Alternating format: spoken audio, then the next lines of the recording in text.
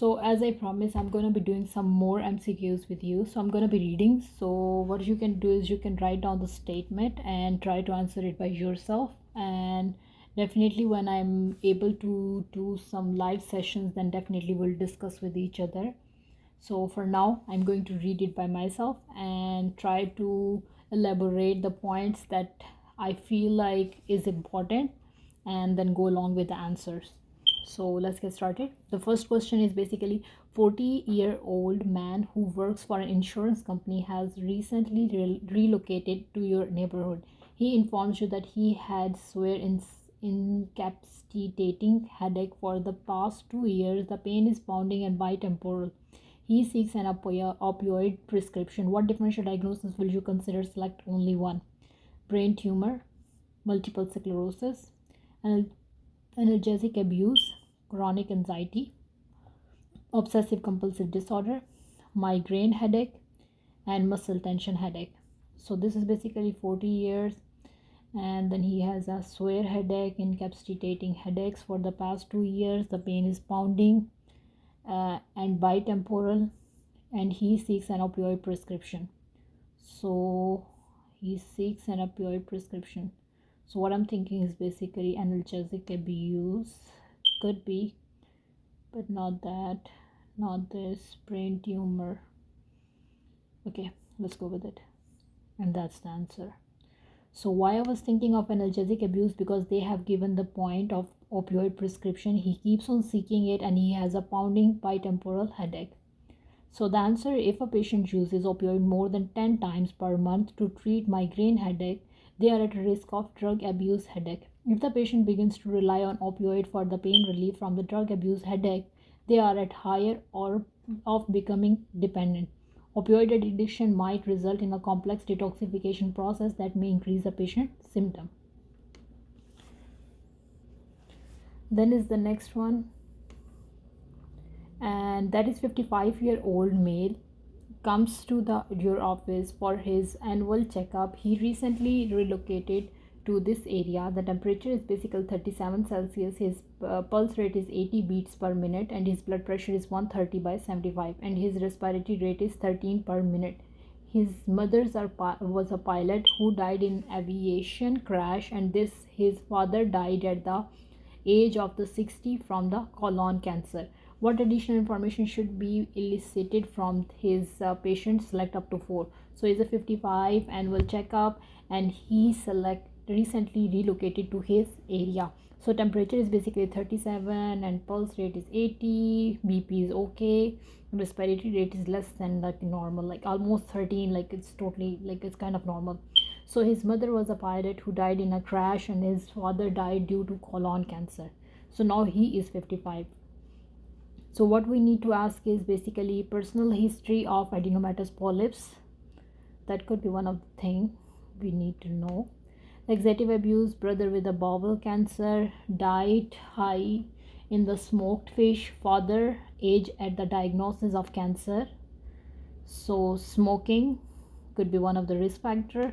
High fat and low fiber diet, high protein and high fiber diet, lactose intolerance, alcoholism, mother with bladder cancer, personal history of GRDSS, personal history of hyperplastic polyp, and personal history of IBD, secondary lifestyle, and personal history of frequent formed bowel movement. So I think one of the things should be adenomatous polyps. Then is the father age of diagnosis. Then comes the smoking and high fat and low fiber diet. I'm thinking of this one as well. Alcoholism, it could cause more like a liver or other problems, but not like colon problem. Then comes like the lactose intolerance and lactose intolerance. I don't think so. That's very important here. Okay, so let's go with this one as well. Then let's move to the next one. The next one is, which of the following is your recommendation for this patient? Select only one. So what I'm going to be selecting is basically colonoscopy. Where the colonoscopy? Flexible sigmoidoscopy, no. Barium enema, no. Fecal occult blood test, no. CT scan, no. Digital rectal examination, no. Genetic screen, no. IVP, no. In magnetic MRI, no. Palpation, no. And then ultrasound. Then we will go for the flexible sigmoidoscopy if there is no colonoscopy. Then let's go this. Oh, they said FOBT. Okay, so they have to, so we have to choose is basically personal history of adenomatous polyps. That's right. Then we have to ask about the brother who has bowel cancer, and then father at the type of the diagnosis, and then personal history of IBD, because ulcerative colitis can cause cancer. So that is one of the important points. So here comes, I forgot to take this. So that was the answer. Okay, so what was the next one? So we are going to do FOBT, not flexible sigma. Actually they want us to choose both of them, so we can choose any of those two. So colorectal cancer is second most common. So first is basically lung cancer, and then second is basically colorectal cancer. So basically Canadian task force, what they does is preventive health care recommend FOBT and flexible sigmoidoscopy at the age of 50 to 74 years.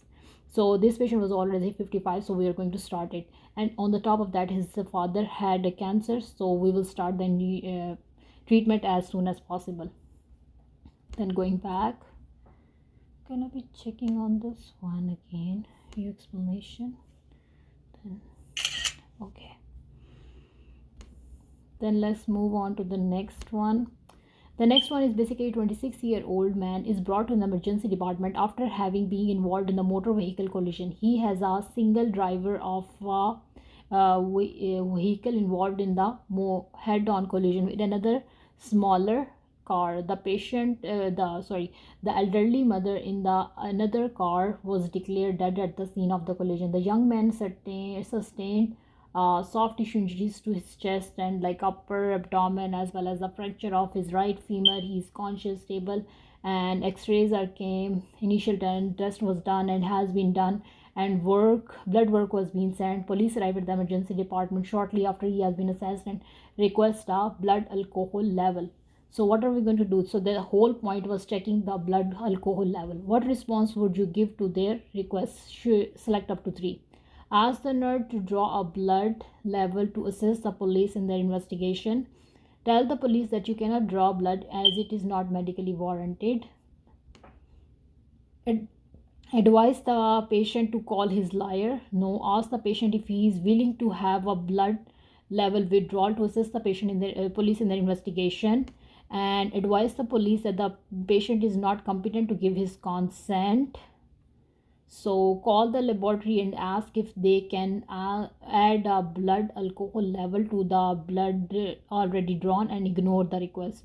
So the patient is conscious or not, is brought to the emergency department, all the test is done, soft tissue injuries, and he's conscious and stable. So we can ask him and tell the police that you cannot draw the blood. So we cannot tell them, we have to ask that. Okay, then moving on to the next one. 26-year again the person, a blood alcohol level and LFTs and complete blood count and blood for the cross match has been already been drawn. What is your response to the police officer? Select up to 5. Call the laboratory and ask them to cancel the request. No. None. No. Ignore the request. Inform the officer that it has been drawn, but you require a written request before you can release the information. Inform the police that it has been drawn, but you will require consent from the patient before you can before you can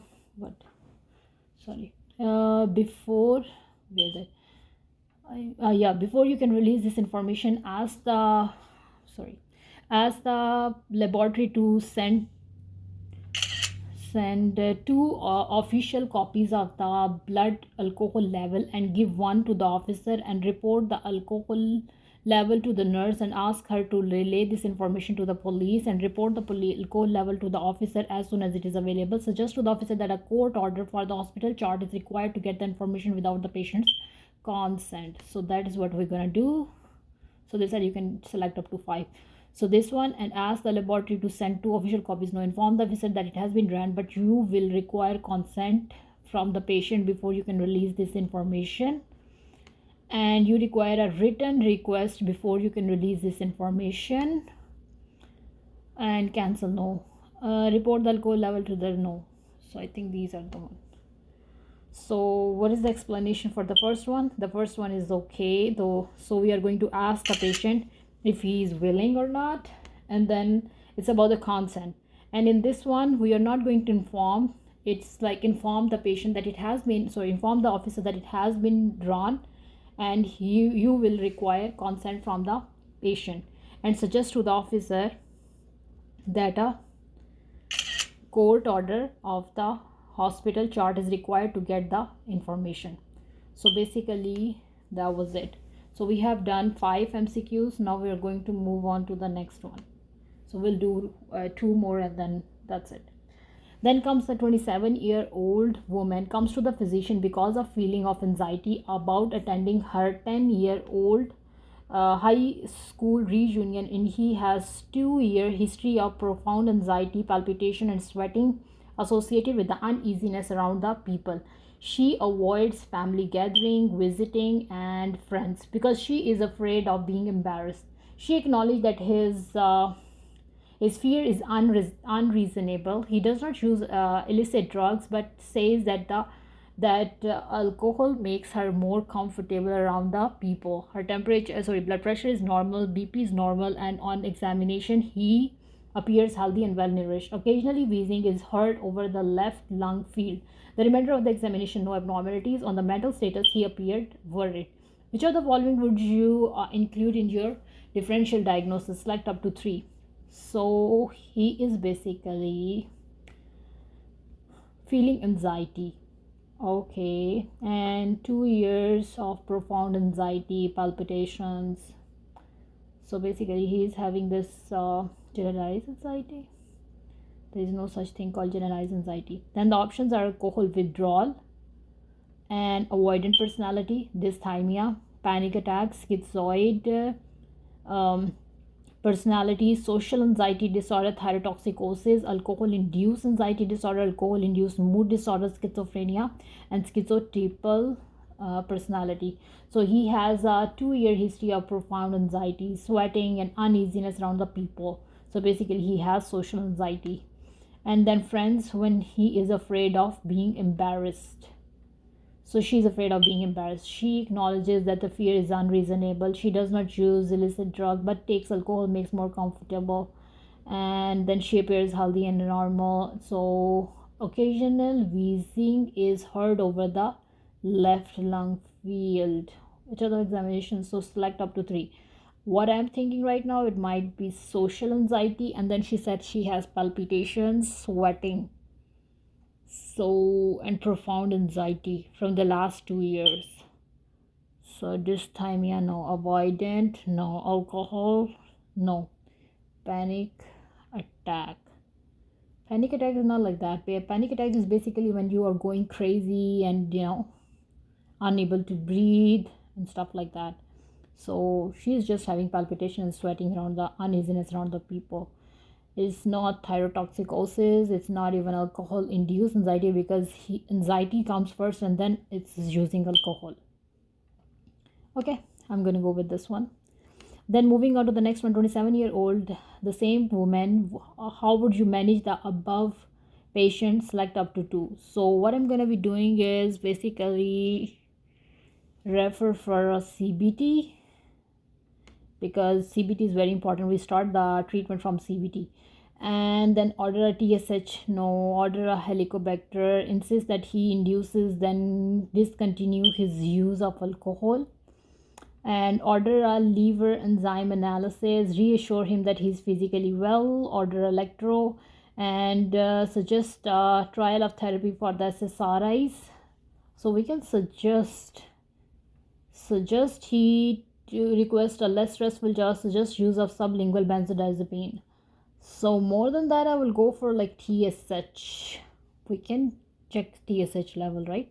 But she's like appears healthy and well nourished, right? So we don't need to do TSH. Like TSH may have other symptoms as well. So we can suggest this one here, but I think I will go just for that. Okay, so they said you can suggest that one as well. Okay. So one is panic attack too. So basically he was having palpitations and sweating associated with the uneasiness around the people. So the differential diagnosis could be panic attack. So two of them basically, one is this. So I forgot to take the picture. So the second one is basically refer for the CBT, and we can try. Why is not working? Okay, then comes the second one. So the answer about the treatment with the either pharmacotherapy or CBT is effective on for the social anxiety disorder. Direct comparison of direct CBT and the pharmacotherapy have not demonstrated clear superiority of one treatment modality over the other. So choice of treatment is based on the patient. So we are going to suggest for both of them, CBT and SSRI, whatever she wants, we can go along with that. So we have to give the both options. So that's about it. So in the next session I'll try to cover more, and when I have been able to do live session, then we'll definitely do at least 40 of the MCQs in one session. So thank you, have a good day, bye.